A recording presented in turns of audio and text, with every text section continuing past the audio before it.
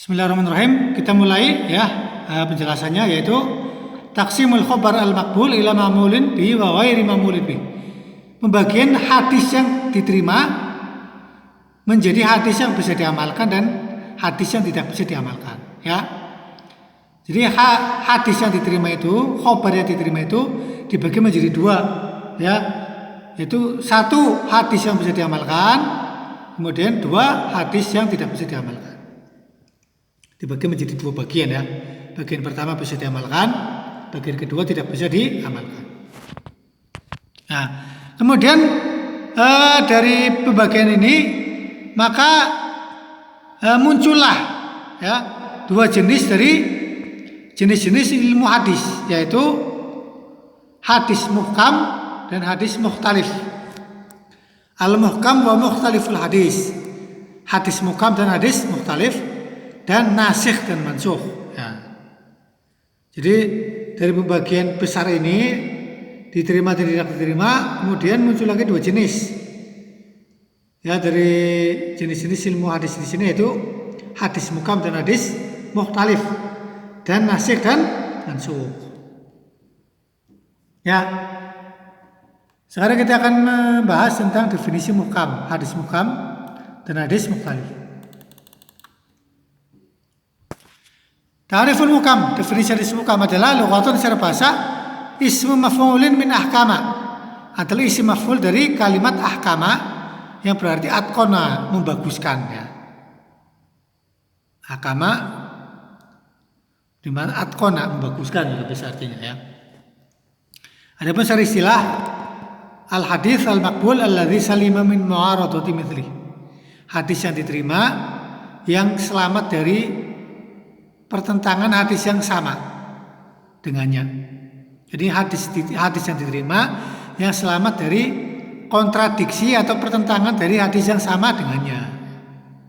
Jadi hadis itu diterima, tapi tidak ada yang menentangnya, tidak ada yang menentangnya, tidak ada yang menyelisihinya dari hadis yang sama. Itu dalam maksud hadis muhkam. Waqsarul hadis min hadzal naw'. Sebagian besar hadis-hadis itu dari jenis ini, yaitu hadis yang muhkam. Wa ammal hadisul muta'aridah al-mukhtalifah fa hiya qalilatun jiddan binisbah ila majmu'il hadits. Adapun hadis-hadis yang kontradiktif, saling bertentangan satu sama lain, itu sangat sedikit sekali, sangat sedikit bila dibandingkan dengan jumlah keseluruhan hadis. Jadi persentasenya itu hadis yang terkesan kontradiktif itu sangat sedikit bila dibandingkan dengan hadis muhkam yang merupakan sebagian besar dari jenis ini, ya. Nah, jadi sebagian besar hadis itu dari jenis muhkam, artinya hadis itu diterima. Sedangkan hadis yang tidak diterima, ya, hadis mukhtalif, itu persentasenya sedikit sekali. Itu maksudnya seperti itu, ya. Itu tadi definisi hadis muhkam. Kemudian definisi hadis mukhtalif. Ta'rif mukhtalifil hadis. Definisi hadis mukhtalif adalah secara bahasa ismu fa'ilin min al-ikhtilaf. Adalah isim fa'il dari kalimat ikhtilaf, itu diddul ittifaq, lawan dari ittifaq, lawan dari sepakat, ya. Jadi kalau mukhtalifil hadis itu adalah diddul ittifaq. Secara bahasa itu lawan dari ittifaq, dari kesepakatan, ya, atau sepakat. Wal murad bi mukhtalifil hadis, adapun yang dimaksud dengan hadis mukhtalif, adalah ala haditsul lati tasiluna, hadis-hadis yang sampai kepada kami.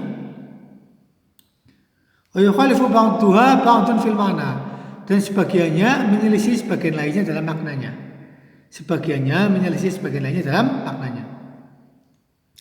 Ayat ad-daddani fil ma'na, yakni keduanya itu saling bertentangan. Dalam artinya saling bertentangan. Itu maksudnya seperti itu, ya. Kemudian secara istilahan definisi hadis mukhtalif secara istilah adalah, ya,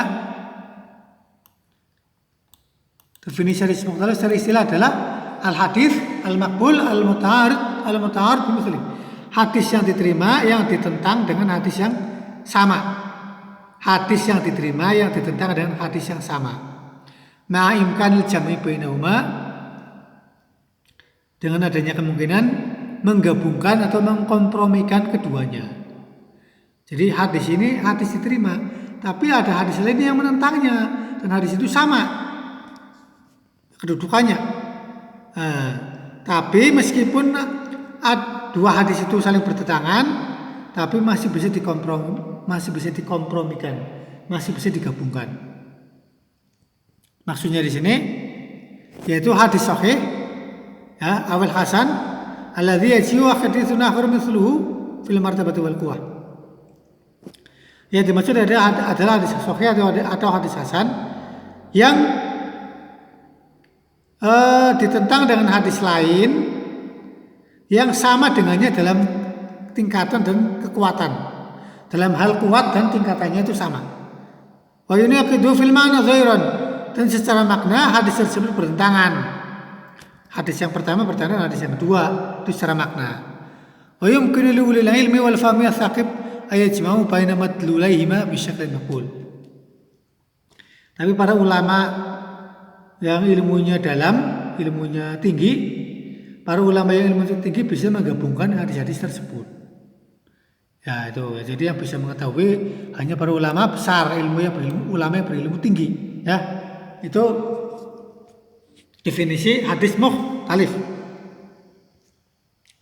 Ada pun contohnya, misal mukhtalif. Contoh hadis mukhtalif adalah hadisu la adwa wala tiarah. Hadis la adwa wala tiarah.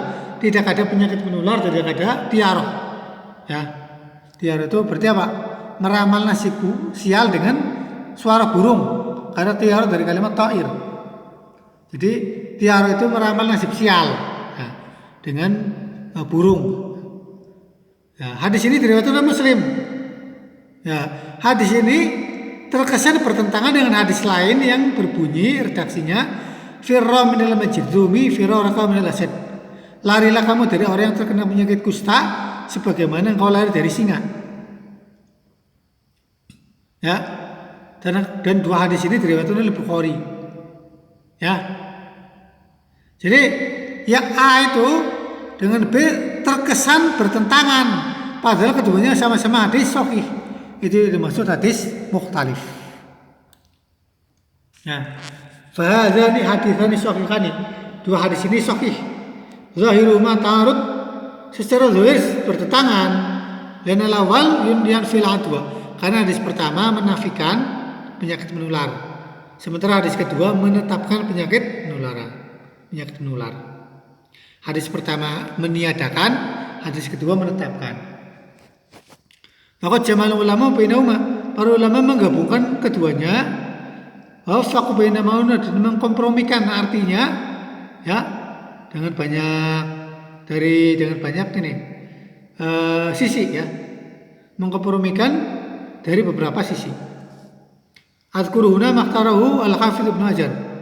Di sini saya memilih penjelasan Imam Al-Hafidz Ibnu Hajar yang poin-poinnya adalah sebagai berikut.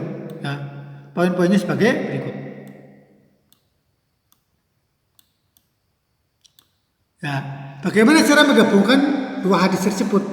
Dua hadis yang sama-sama sahih yang terkesan saling bertentangan. Bagaimana cara menggabungkannya? Maka dikatakan yuqala innal adwa munfiyatun wa ghairu sabidah. Penyakit menular itu ditiadakan, dinafikan dan tidak valid. Penyakit menular itu dinafikan dan tidak tetap. Dalilnya adalah firman Allah, dalilnya adalah sabda Rasulullah sallallahu alaihi wasallam, la yu'di syai'un syai'an. Sesuatu tidak dapat menularkan kepada sesuatu yang lain. Ini dalilnya, ya.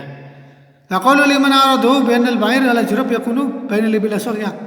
Dan juga sabda beliau kepada orang yang menentangnya, yang mengkritiknya, bahwasanya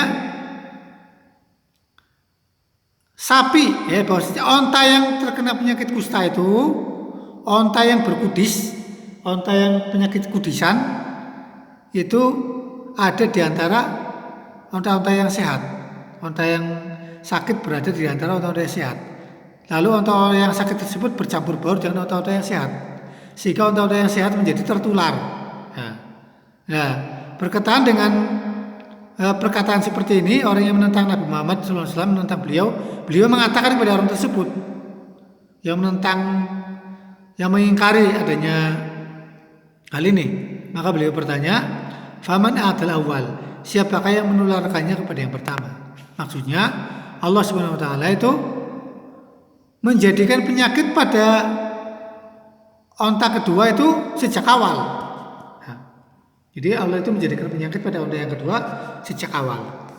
Sebagaimana Allah menjadikan penyakit juga pada onta pertama. Itu maksudnya seperti itu. Adapun perintah tentang untuk berlari dari singa, adapun perintah untuk berlari dari orang yang terkena penyakit kusta adalah untuk menutup jalan. Famin babisat tidak ya, termasuk jenis atau bagian dari menutup jalan. Ya, termasuk bagian dari menutup jalan. Lialla yatafiq li syakhs alladhi yukhalitu dzalika al-masum husul syai'in lahu min dzalika al-marad bi taqdirillah ta'ala. Agar tidak orang yang bercampur baur dengan orang yang terkena penyakit kusta itu tidak terjadi padanya sesuatu dari penyakit tersebut karena takdir Allah sejak awal, bukan karena penyakit menular yang dinafikan. Jadi intinya perintah untuk lari dari orang yang terkena penyakit kusta itu sebagai bentuk tindakan preventif, tindakan pencegahan, tindakan preventif agar orang yang sehat itu tidak terkena penyakit seperti penyakitnya orang yang terkena kusta itu, dengan disebabkan takdir Allah Subhanahu wa taala. Jadi dalam langkah sikap hati-hati dan sebagai sikap apa? Sikap tindakan preventif. Itu maksudnya seperti itu ya. Kemudian apa yang harus dilakukan? Apa yang wajib dilakukan oleh orang yang menemukan dua hadis yang saling bertentangan, sementara dua hadis tersebut sama-sama diterima, sama-sama makbul. Jadi apa yang dilakukan oleh orang yang menemukan dua hadis yang saling bertentangan, padahal dua hadis tersebut sama-sama hadis yang diterima, hadis sahih misalkan. Maka yang harus dilakukan adalah sebagai berikut. Pertama, idza amkanal jam'u bainahuma ta'inal jam'u. Apabila dua hadis tersebut bisa dikompromikan, bisa digabungkan, maka harus digabungkan dan wajib diamalkan. Ini langkah pertama ya. Langkah pertama seperti itu. Langkah kedua, apabila tidak bisa digabungkan dengan berbagai alasan, maka yang harus dilakukan adalah faina ulima adu manasikhun qaddamnahu. Apabila dari dua hadis tersebut ada hadis yang menasaknya, apabila dari dua hadis tersebut salah satunya itu menasak hadis yang kedua, maka kami mendahulukannya, kami memilihnya dan mengamalkannya. Jadi jika ada dua hadis, yang pertama diketahui hadis yang pertama itu menasakh atau menghapus hadis yang kedua, maka hadis yang pertama ini, hadis yang menasakh ini yang kita amalkan dan kita terima. Sementara hadis yang mansukh, hadis yang telah dihapus itu tidak diamalkan. Jadi yang diamalkan itu hadis yang menasakh saja, itu maksudnya seperti itu. Adapun jika tidak diketahui demikian, maka kami memilih salah satunya dengan berbagai sisi tarjih, sisi penguatan yang mencapai 450 pendapat atau lebih. Yang mencapai 50 sisi atau lebih, lalu kami mengamalkan yang rojih dari keduanya. Jadi salah satunya dirojihkan, dipilih, karena beberapa alasan, yang mana alasan tersebut mencapai 50 atau lebih. Kemudian yang rojih itulah yang kita amalkan, Sedangkan apabila salah satunya tidak ada yang lebih kuat dari yang satunya lagi, apabila salah satunya tidak lebih kuat dari yang satunya lagi, maka kita tidak mengamalkannya. Kita pending dulu, ya. Kita tidak mengamalkannya sampai diketahui mana yang lebih kuat. Jadi apabila dua hadis tersebut salah satunya tidak ada yang lebih kuat, maka kita tidak dulu mengamalkan dulu sampai diketahui mana yang lebih kuat. Itu maksudnya seperti itu, ya.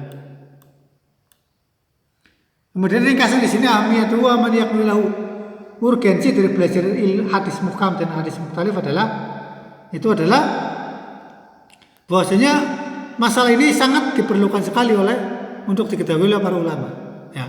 Jadi yang bisa mengetahui ini hadis muhkam dan hadis mukhtalif itu hanya para ulama yang ahli hadis dan juga ahli fikih dan juga ahli usul fikih, ya.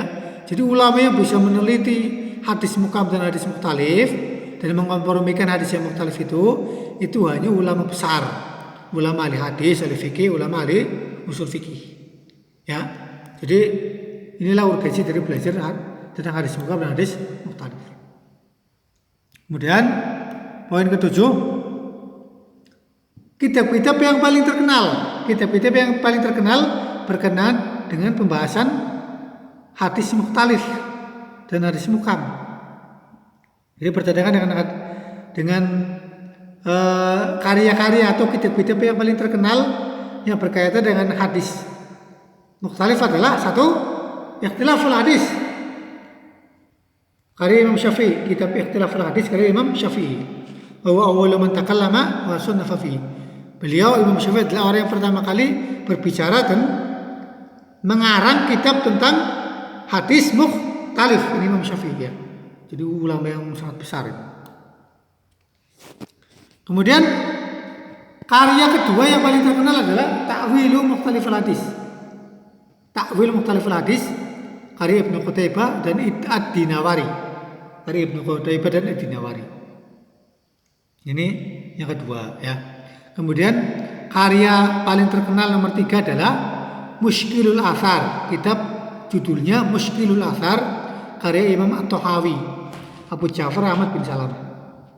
Itu jadi ada 3 kitab yang paling terkenal yang membahas tema tentang hadis mukhtalif, yaitu satu Ikhtilaful Hadis karya Imam Syafi'i, kemudian Ta'wil Mukhtaliful Hadis karya Ibnu Qutaibah, kemudian Mushkilul Athar karya Imam At-Tahawi. Ya, itulah pembahasan tentang hadis muhkam dan hadis mukhtalif pada kesempatan kali ini. Semoga penjelasan yang ringkas ini, ya, semoga bisa dipahami oleh antum semua, ya.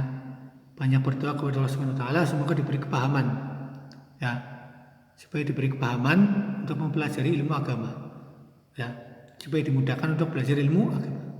Semoga apa yang kami sampaikan bermanfaat. Mari kita akhiri dengan kafaratul majlis. Subhanakallahumma hamdika asyhadu an la ilaha illa anta astaghfiruka wa atubu ilaik. Wassalamualaikum warahmatullahi wabarakatuh.